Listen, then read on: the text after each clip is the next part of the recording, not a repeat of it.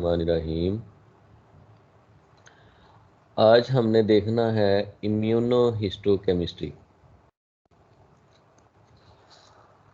ये तीन जो है वर्ड्स, उनका कॉम्बिनेशन है इम्यूनो, हिस्टो और केमिस्ट्री। ये तीनों को कैसे मिला के तो हम डायग्नोसिस करते हैं टिश्यूज़ की। देखिए कौन सी चीज़ें हैं जो इस सारे प्रोसेस में असरअंदाज होती हैं, या उनका कोई इफ़ेक्ट है या उनका कोई रोल है। टिश्यू की टाइप,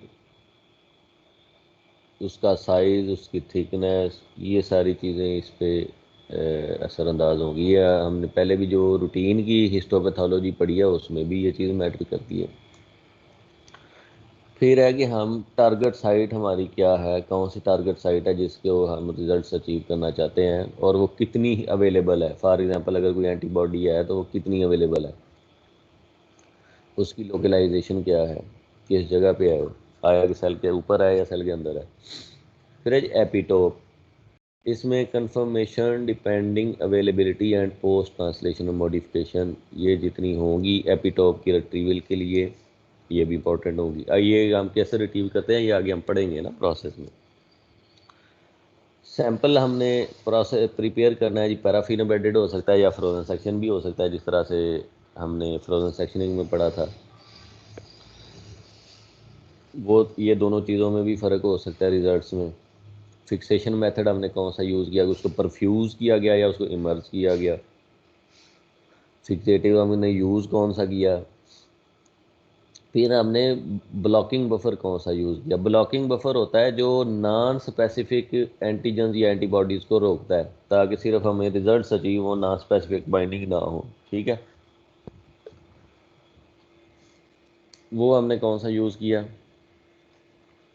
फिर एंटीजन रिट्रीवल मेथड बहुत सारे हैं, हमने कौन सा मेथड अडॉप्ट किया। क्या हीट इंड्यूस मेथड था, क्या प्रोटीज इंड्यूस मेथड था। परमिएबलाइजेशन के लिए कौन सा कंपाउंड हमने यूज़ किया। ये भी मुख्तलिफ टाइप्स के हमारे पास हैं फ्लूइड्स। फिर आता है आगे डिटेक्शन मेथड, वो भी एक नहीं है। जिस तरह से हीट इंड्यूस्ड है या प्रोटीज इंड्यूस्ड है, उस तरह से इसके डिटेक्शन मेथड भी डिफर करते हैं। वो डायरेक्ट हो सकता है, इनडायरेक्ट हो सकता है, सिग्नल एम्पलीफिकेशन हो सकता है। हमने प्राइमरी एंटीबॉडी यूज़ किस टाइप की, क्या वो मोनोक्लोनल थी या पॉलीक्लोनल थी। सेकेंडरी एंटीबॉडी हमने कौन सी यूज़ की, क्या हमने मल्टीप्लेक्स यूज़ किया या सिंगल प्लेक्स यूज़ किया। इमेजिंग मेथड हमारा कौन सा था। लेबल्स कौन कौन से हमने यूज़ किए, कौन से एंजाइम्स थे, कौन से फ्लोरोक्रोम थे जो लेबल एंजाइम लेबल के तौर पर यूज़ किए गए। काउंटर स्ट्रेन हमने कौन सा यूज़ किया। ये इसमें हमने टाइप्स भी लिखी हैं, उनके फैक्टर्स भी लिखे हैं, उनकी एग्जांपल्स भी लिखी हैं। फॉर एग्जांपल यहाँ पे डिटेक्शन मेथड, अगर आपसे क्वेश्चन आता है कि कौन कौन से जो है इम्यूनोहिस्टोकेमिस्ट्री के डिटेक्शन मेथड हो सकते हैं, तो आप उसमें जवाब लिख सकते हैं कि डायरेक्ट, इनडायरेक्ट और सिग्नल एम्पलीफिकेशन। फिर आपसे पूछा जा सकता है कि काउंटर स्ट्रेन कौन कौन सा यूज़ होता है, तो फिर ये सारी, ये एक जनरल समरी है जो कि आप यूज़ कर सकते हैं। हमने पढ़ना क्या है जी कि सबसे पहले कि IHC, इम्यूनोहिस्टोकेमिस्ट्री को आगे हम IHC बोलेंगे कि IHC है क्या। सैंपल को प्रिपेयर हम कैसे करते हैं, उसको फिर फिक्स किस तरह से किया जाता है, फिर उसकी एपिटोप रिट्रीवल कैसे होती है, फिर नॉन स्पेसिफिक बाइंडिंग को कैसे ब्लॉक किया जाता है, फिर कौन से मेथड्स है जो एंटीबॉडीज़ को हम डिटेक्ट करने के लिए यूज़ करते हैं, कंट्रोल पॉजिटिव नेगेटिव। फिर साथ कौन सी टेक्निक्स हैं जो यूज़ की जाती हैं ताकि हम रिजल्ट्स अचीव कर सकें। फिर स्टेनिंग प्रोटोकॉल है, वर्क फ्लो है, कोई ट्रबल शूटिंग गाइड, अगर कोई इश्यूज़ आ जाते हैं तो हमने किस तरह से ट्रबल शूट करना है, बफर्स हैं, और ये सारा इस तरह से हमने पढ़ना है। सबसे पहले जी तो देख लें कि इम्यूनोहिस्टोकेमिस्ट्री है क्या। It uses antibodies to detect cell and tissue proteins and provide semi quantitative data about target protein expression, distribution and localization. क्या हुआ जी कि इसमें एंटीबॉडीज़ यूज़ की जाती हैं जो सेल्स के ऊपर मौजूद टिश्यू जो है प्रोटीन्स को या किसी और रिक्वायर्ड कंपोनेंट को डिटेक्ट करती हैं by distribution, expression and localization. Tissues are section from fixed embedded, मतलब कि टिश्यू फिक्स एम्बेडेड भी हो सकते हैं जो पैराफिन सेक्शंस होंगे, या फ्रोजन ब्लॉक्स भी हो सकते हैं जो क्रायो सेक्शनिंग से बनाए गए होंगे, एंड दी क्रायो प्रोसेसिंग के ज़रिए, and the sections are then probed with primary antibody. तो क्या होता है कि सेक्शन को सबसे पहले प्राइमरी एंटीबॉडी अटैच की जाती है against the antigens of interest. जो एंटीजन हमने डिटेक्ट करने हैं, हमने प्राइमरी एंटीबॉडी वो लेनी है जो उसको जाके अटैच हो जाए। फिर क्या होगा कि target expression can be evaluated with the corresponding labelled primary antibody. जो हमारा टारगेट एक्सप्रेशन है वो इवेल्युएट किया जाता है, प्राइमरी एंटीबॉडी को हम लेबल कर लेते हैं। एंटीजन को कौन सी एंटीबॉडी लगी, जो हमने भेजी एंटीजन ऑफ इंटरेस्ट को, फिर हमने उस एंटीबॉडी को लेबल कर लिया, ये डायरेक्ट डिटेक्शन होगी। या ये भी हो सकता है कि हम एक सेकेंडरी एंटीबॉडी ऐड कर लें जो जाके प्राइमरी एंटीबॉडी के साथ अटैच होती हो, तो ये इनडायरेक्ट डिटेक्शन भी हो सकती है। The label either fluorescent or enzymatic label is used to visualize the antigen antibody complex। ये है प्रिंसिपल इसका इम्यूनोहिस्टोकेमिस्ट्री का। इसको हम ग्राफिकल फॉर्म में अब देख लें कि सबसे पहले जी स्लाइड पे है टिश्यू सेक्शन जो हमने ले लिया हुआ है, बेशक वो पैराफिन एम्बेडेड सेक्शन है या क्रायो सेक्शन है, फ्रोजन फिक्स्ड है। अब हमने इसको करना क्या है, स्टेन करना है। ये इसका इंपॉर्टेंट स्टेप है। ये टिश्यू के ऊपर ये वाली जो एंटीजन है जी, ये हमारा एंटीजन ऑफ इंटरेस्ट है। हमने क्या किया, सबसे पहले एक एंटीबॉडी भेजी जो कि इस एंटीजन को अटैच होती थी, इसकी स्पेसिफिक थी, वो आई इस एंटीजन ऑफ इंटरेस्ट के साथ अटैच हो गई। अब हमने एक सेकेंडरी एंटीबॉडी भेजी जो कि लेबल थी, इंजाइम्ड लेबल थी, जो कि स्पेसिफिक थी इस प्राइमरी एंटीबॉडी के साथ। वो आई और प्राइमरी एंटीबॉडी के साथ अटैच होगी। जब अटैच होगी तो वो फ्लोरिस करेगी, एंजाइम लेबल्ड है ना, सिग्नल देगी। ये देखें सिग्नल आएगा, सबस्ट्रेट एंजाइम सबस्ट्रेट कम्प्लेक्स जब बनेगा तो सिग्नल देगी, फ्लोरेसेंट करेगी। तो उस फ्लोरिसेंस को हम विजुअलाइज कर लेंगे, हम देख लेंगे माइक्रोस्कोप के अंदर। फ्लोरिसेंट माइक्रोस्कोप होती है, उसके अंदर हम फ्लोरिसेंस देख सकते हैं। जिस तरह से ये एग्जांपल भी दी हुई है कि ये न्यूक्लियर स्टेनिंग है आइल सेल्स की। यहाँ तक समझ आ गई? जो हमारा प्रिंसिपल है, बेसिक प्रिंसिपल, आपको समझ आ गया या रिपीट करने की ज़रूरत है? यस सर, आ गया सर, आ गया।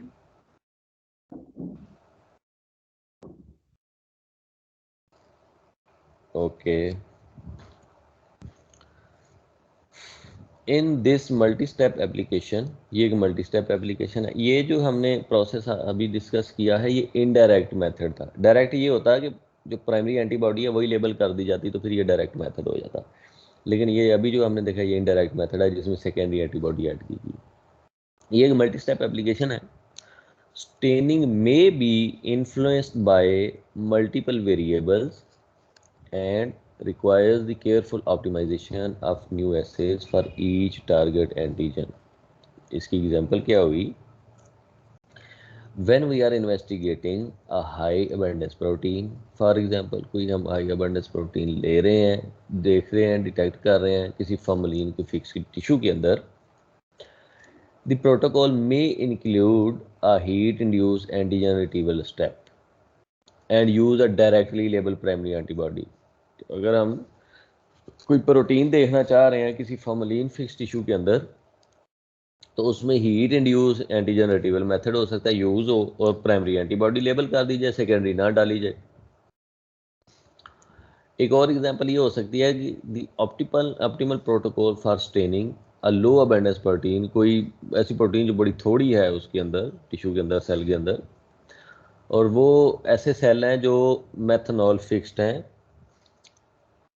या फ्रोजन लीवर सेक्शंस हैं, तो उसमें क्या होगा कि हमें ब्लॉक भी करना पड़ेगा नॉन स्पेसिफिक सिग्नल्स को। तो नॉन स्पेसिफिक सिग्नल्स को ब्लॉक करने के लिए हम जो blocking of non specific antigens है वो वाला स्टेप हम अडॉप्ट करेंगे। बहुत सारे ऐसे वेरिएबल्स हो सकते हैं which can introduce artifacts, means कि वो फॉल्स पॉजिटिव या फॉल्स नेगेटिव रिजल्ट्स आउटकम में दे सकते हैं। फॉर एग्जांपल कोई ऐसा कंपोनेंट अंदर मौजूद है कि जो हमने एंटीबॉडी भेजी है अपने एंटीजन ऑफ इंटरेस्ट के लिए, वो किसी और को भी जाके अटैच हो सकती हो, तो फिर क्या होगा, फॉल्स पॉजिटिव हो जाएगा। या ये भी हो सकता है कि वो एंटीजन मास्क हुआ हो किसी कंपोनेंट की वजह से। जब एंटीजन मास्क हुआ होगा, छुपा हुआ होगा, तो हमारा एंटीबॉडी जाके अटैच नहीं होगा, तो फिर हमें फॉल्स नेगेटिव रिजल्ट मिलेगा। तो इसलिए इन चीज़ों को इंश्योर करने के लिए हमें अप्रोप्रिएट कंट्रोल्स भी रखने हैं ताकि एक्यूरेट इंटरप्रिटेशन हम कर सकें। पॉजिटिव कंट्रोल रखेंगे हम और नेगेटिव कंट्रोल रखेंगे।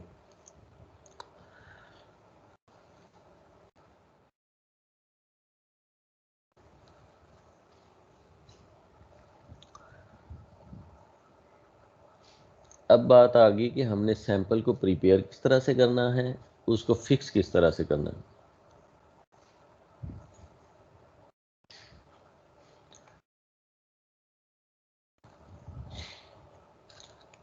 IHC can be broadly classified into two forms based on the type of tissue processing। दो तरह की मेजर टिश्यू प्रोसेसिंग जो है वो IHC में हम यूज़ करते हैं। एक है जी फॉर्मलिन फिक्स्ड पैराफिन एम्बेडेड, इसको हम कहेंगे FFPE, और दूसरी है जी फ्रोजन, IHC फ्रोजन। दो तरह के मेथड हैं कि फॉर्मलिन फिक्स्ड पैराफिन एम्बेडेड और दूसरा फ्रोजन सेक्शन है। Often the preservation method is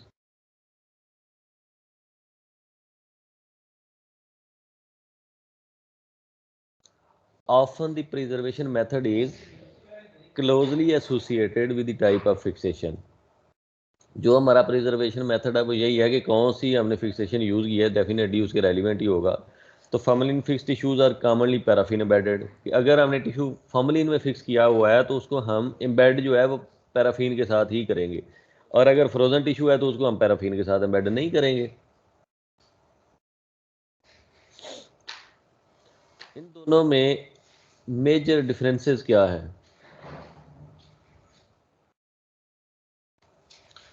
ये पहला है जी IHC स्टैंड्स फॉर इम्यूनोहिस्टोकेमिस्ट्री। आ गया जी फॉर्मलिन फिक्स पैराफिन एम्बेडेड, और दूसरा है फ्रोजन। इन दोनों में डिफरेंस क्या है? फिक्सेशन में क्या फ़र्क होगा? Fixation is perform before embedding into paraffin wax. इसमें पहले फिक्स किया जाता है, इससे पहले कि हम इसको पैराफिन वैक्स के अंदर एम्बेड कर सकें। दूसरा है कि हमने रूटीन की हिस्टोपैथोलॉजी की है क्रायो सेक्शनिंग के साथ, वही टिश्यू हम आगे ले जाएं इम्यूनोहिस्टोकेमिस्ट्री के लिए, तो ये दो काम भी हो सकते हैं। कॉमन फिक्सेटिव कौन से होंगे जी? FFPE के लिए फॉर्मेल्डिहाइड और दूसरे के लिए अल्कोहल होगा।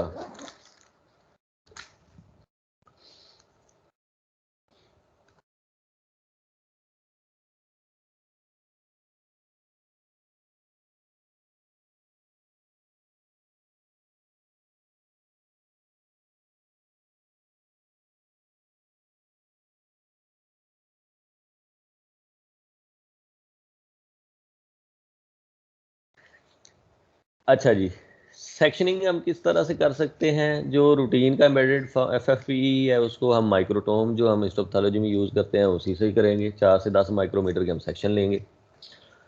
जो क्रायो सेक्शनिंग है उसमें क्रायोस्टेट वाला माइक्रोटोम यूज़ होगा जो कि 5 से 20 माइक्रोमीटर का सेक्शन लेगा। ये भी हमने पढ़ा हुआ है रूटीन हिस्टोपैथोलॉजी में।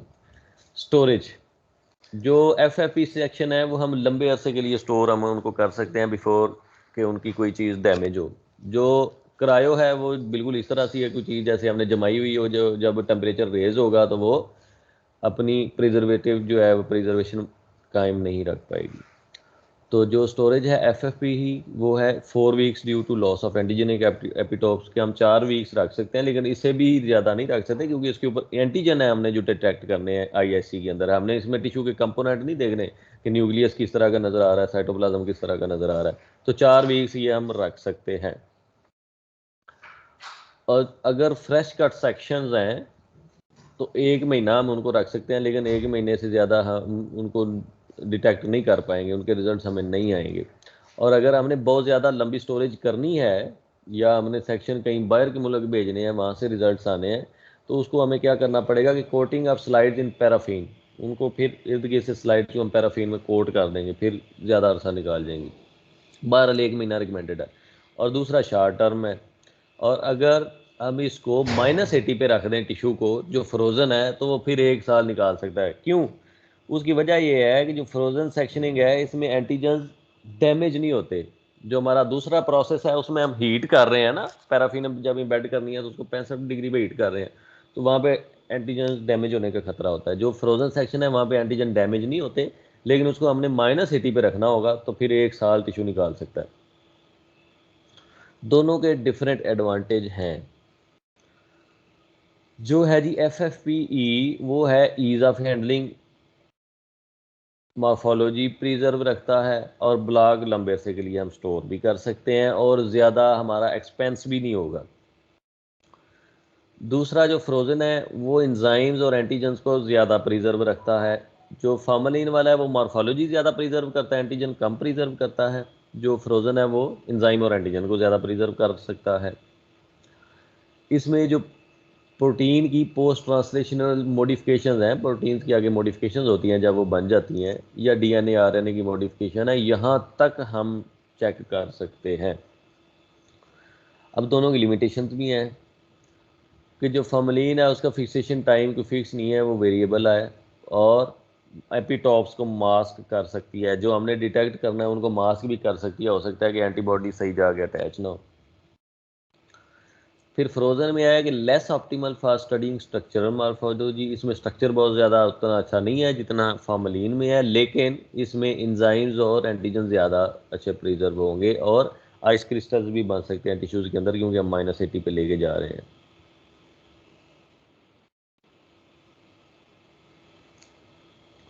फिक्सेशन का मकसद क्या होता है जी? फिक्सेशन का मकसद यही होता है कि हम टिश्यू को उसकी ओरिजिनल हालत में रख सकें जितना क्लोज पॉसिबल हो,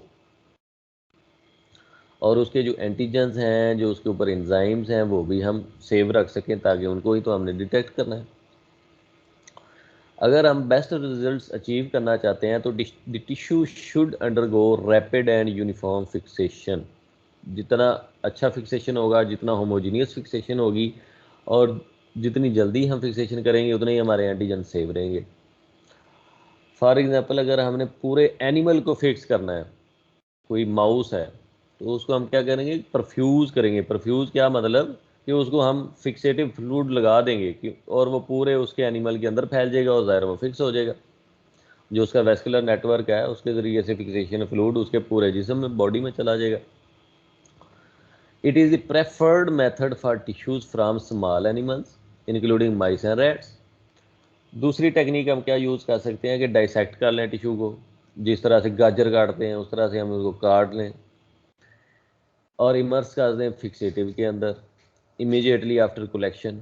for fixation by immersion, tissue should be cut into 10 millimetre thick pieces. जो हमारा टिश्यू है वो हम जितना बारीक काटेंगे उतने ही हमें रिजल्ट्स अच्छे मिलेंगे, क्योंकि उतना ही फिक्सेटिव फ्लूइड उसमें इजीली पेनिट्रेट हो जाएगा। हमने फिक्सेटिव रखना कितना है जी कि 50 to 100x the tissue volume. ठीक है, जो टिश्यू की वॉल्यूम है उससे हमने फिक्सेटिव फ्लूइड उसे 50 गुना या 100 गुना ज़्यादा रखना है, ताकि एक अच्छी फिक्सेशन हो सके। ये पहला मेथड है जी परफ्यूजन का मेथड। दूसरा मेथड है जी इमर्जन का मेथड।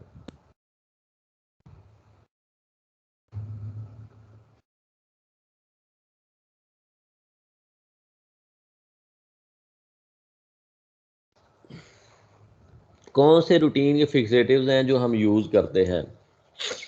एल्डिहाइड यूज़ कर सकते हैं, हम अल्कोहल यूज़ कर सकते हैं, एसीटोन यूज़ कर सकते हैं। एल्डिहाइड में क्या होगा जी? 4% फॉर्मेल्डिहाइड, जो FFP में भी हमने डिस्कस किया कि हम यूज़ करते हैं। इसमें साथ फास्फेट बफर्ड सलाइन भी डाला जाएगा ताकि उसकी pH मेंटेन रहे। It is the most common fixative for preserving protein antigens in tissues. ये कॉमन फिक्सेटिव है जो हम यूज़ करते हैं प्रोटीन एंटीजन्स के लिए। It reacts with amino groups in proteins to form methylene bridges that cross-link proteins in tissue sections। ठीक है जी। These molecular cross-links can mask proteins। लेकिन ये फिक्स तो कर देगी टिश्यू को, लेकिन मसला ये होगा कि ये इसने जो क्रॉस लिंक्स बनाई है ना, ये हमारे कुछ एपिटॉप्स को भी मास्क कर देंगी, उनको छुपा लेंगी, जिसकी वजह से हमारी प्रॉपर बाइंडिंग नहीं होगी। और प्रॉपर बाइंडिंग को हम अचीव करने के लिए हम क्या करेंगे कि addition of an antigen retrieval step, हम एक मजीद स्टेप ऐड करना पड़ेगा कि टिश्यू फिक्स हो गया है लेकिन क्योंकि एंटीजन मास्क हो गए हुए हैं, छुप गए हुए हैं, उनको अनमास्क करना है, तो हम एक एंटीजन रिट्रीवल स्टेप करेंगे जिससे हम एंटीजन्स को दोबारा से अनमास्क करेंगे। Additionally formaldehyde mediated tissue fixation has been shown to induce translocation of phosphorylation dependent epitopes from the membrane of the cytoplasm. तो ये भी काम ये करती है जो एल्डिहाइड बेस्ड फिक्सेटिव्स है। फिर आगे जी अल्कोहल, इसमें प्रीडोमिनेंटली कौन सा हम अल्कोहल यूज़ करते हैं जी? 70% मेथानॉल या 80% एथानॉल, ये हम यूज़ कर सकते हैं। It work by removing and replacing water molecules in tissues, जो डिहाइड्रेशन कर देगा alcohol, which can destabilize hydrophobic bonds and alter the tertiary structures of the protein। क्या आपको ये अंदाज़ा है कि जो डिहाइड्रेशन करने से चीज़ फिक्स हो जाती है? फॉर एग्जांपल जो ड्राई फ्रूट्स हैं उनमें से डिहाइड्रेशन की हुई होती है तो वो ज़्यादा अरसा रह जाते हैं, तो यही प्रोसेस इसमें भी है। It also causes the precipitation of soluble protein, making alcohol mediated fixation more appropriate for detection of membrane bound proteins. तो ये एक अच्छा फिक्सेटिव साबित हो सकता है। थर्ड फिक्सेटिव है जी acetone. It can also be used as strong dehydrate and precipitant, ये भी एक डिहाइड्रेशन अच्छी करता है। Apply to section of snap frozen tissues, जो फ्रोजन टिश्यूज हैं उसमें हम ये वाला फिक्सेटिव इस्तेमाल करते हैं। It is generally mild and may be followed by fixation with alcohol और फॉर्मेल्डिहाइड। तो जो फ्रोजन सेक्शन है पहले इसके साथ फिक्स किया जाता है, उसके बाद हम दोबारा से अल्कोहल और फॉर्मेल्डिहाइड के साथ फिक्स कर लेंगे ताकि अच्छी फिक्सेशन हो जाए। अब इसमें अगर सवाल हो कि कौन सा बेस्ट फिक्सेटिव है, तो कोई भी बेस्ट फिक्सेटिव नहीं है।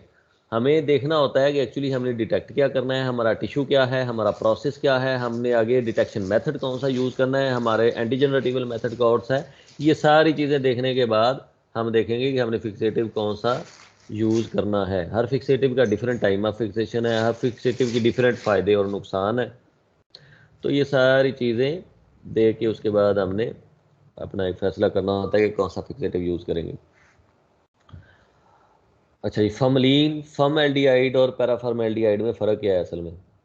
पैराफॉर्मेल्डिहाइड क्या है कि पॉलीमराइज्ड फॉर्म ऑफ फॉर्मेल्डिहाइड, जो कि एक बजाते खुद फिक्सेटिंग एजेंट नहीं होगा। फॉर्मेल्डिहाइड कैसे प्रिपेयर करेंगे?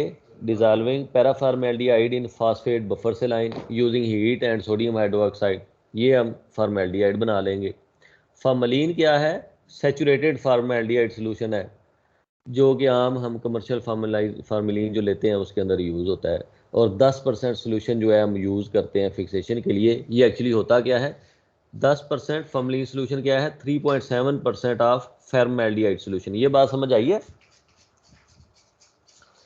कि जो फॉर्मेल्डिहाइड सोल्यूशन है वो 3.7% हम बनाएंगे NaOH में और फास्फेट बफर सलाइन के अंदर 3.7% इसकी कंसनट्रेशन होगी। जब वो फ्लूइड बन जाएगा उसको हम 10% जो है वो डिल्यूट करके 10% फॉर्मलिन बना लेंगे। ये मतलब है इसका। ठीक है जी, कोई question? No sir. Any question जी? No sir. बाकी किधर है भाई? बाकी भी बताओ जरा, कोई क्वेश्चन है आपका? 46 लोग हैं। No sir. नहीं है? चले जी, ठीक है, थैंक यू वेरी मच, अल्लाह हाफिज। नहीं तो ना